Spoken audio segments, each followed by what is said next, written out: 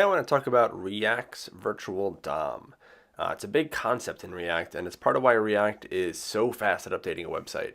While you don't need to worry about it too much, as it's really abstracted away, it's good to know how it works and why we do some of the things that we do in React. So every interactive JavaScript framework needs some way to update the DOM. And here's the DOM of just this playground page that I made for us. And so if you're not familiar with the DOM, that's for another video. But that's the document object model. So if the user changes their name or scores some points or deletes an item from a list, you need to update the screen. The problem is that screen repaints, they're expensive and they're slow. If we tell the DOM to update everything, then it needs to calculate the CSS and layouts and lots of other stuff each and every time. And while that might not be too bad if you're only changing something once, but what if you have something like a timer, or you need to continually add and subtract things from a list or get new data in? Do we want to re-render the entire DOM every second just to change a number or change a couple things? You don't want to re-render things if they don't change. It's a waste of our resources. So what do we do?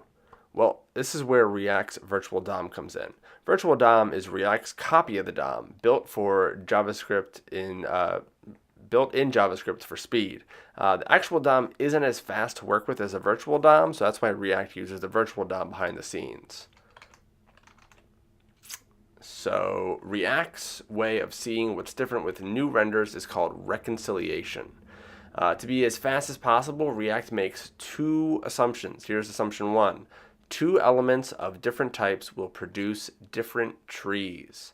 And tree is just basically the elements as they kind of go down. You see we indent it and it looks like a tree, but also the nav has a child element UL, and the unordered list has a child element here, and so that's the tree. So they're assuming that two different kinds of elements will produce different trees. And that's generally a safe assumption, because usually if React sees that a nav element is now gone and it's replaced with a header, it can safely assume that this nav element isn't going to have the same kind of contents as the header element should have. So it's just going to throw it out. It's going to destroy everything in that nav tree and re-render everything in this header, or render for the first time everything there.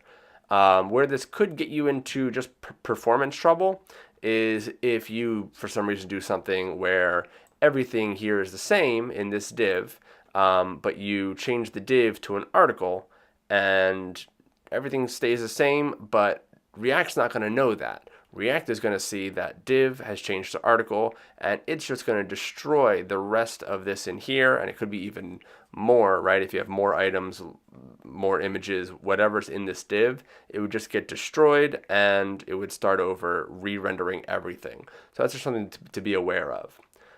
The second assumption is the developer can hint at which child elements may be stable across renders with a key prop. So right here we have a list, and here we have that same list. So lots of apps will allow you to add and subtract things from a list, like a to-do list or a grocery list. There's lots of uses. And React is fine with it if I want to add let's say I want to add another thing to my pets thing. So I do birds, and I do that right here.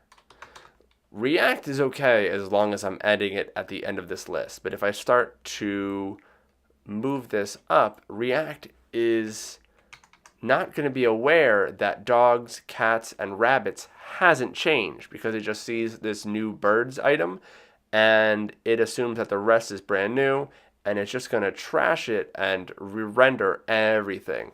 And in a 4-item list, it's not so bad, but it could always get worse. So we need a way to let React know that, hey, this hasn't changed. This hasn't changed. This is the same rabbits list item from before. Please don't destroy it and make it again. It's a waste of time. So that's where we come in with this key prop. This key prop is just something that you're going to put in your React code. It goes right in here just as key. And this lets React know that no matter what I do, if I move, or if I put birds up here, and I'm going to give it that key prop, key birds, it knows that dogs isn't new.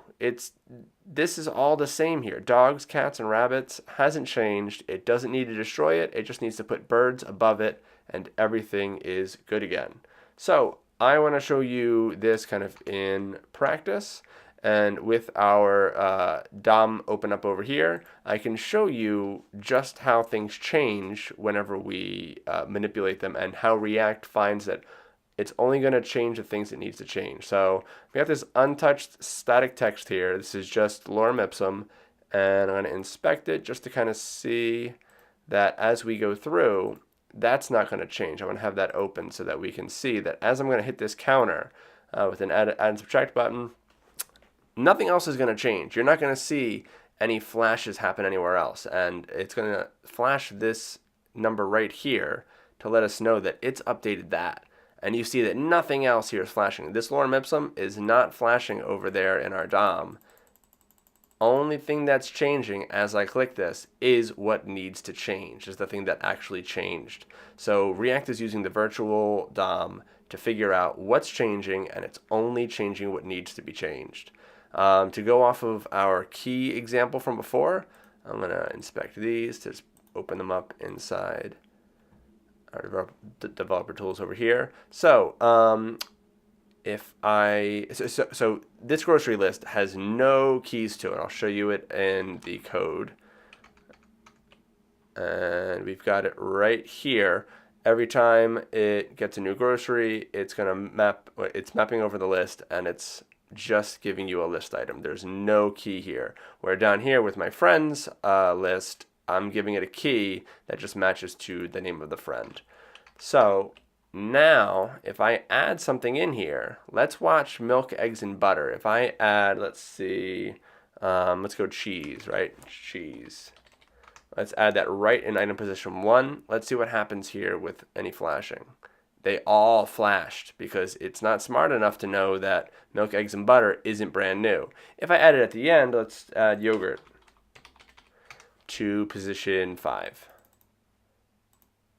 Only yogurt flashed over here. So it's okay if you add it to the end, but that's not the best way. With keys over here, we're going to add a new friend, Tommy. I know I already have Thomas. Let's do Tommy for no reason. And add that right to the beginning. And you saw that only Tommy flashed. Andy, Janet, and Thomas didn't flash at all. React is smart enough to know that Tommy's the new item. Keep the rest. And down here, just for the sake of having a timer, you can see that as things update, they will flash, and React can re-render every second, but we need to be thankful that it's not re-rendering our entire page every second. It's just doing the timer. So just to wrap it up, the virtual DOM is how React quickly figures out what's changed and keeps your app running quick for cheap. I hope this helped you understand the virtual DOM a little better. If you have any questions, hit me up on Twitter. Thanks a lot.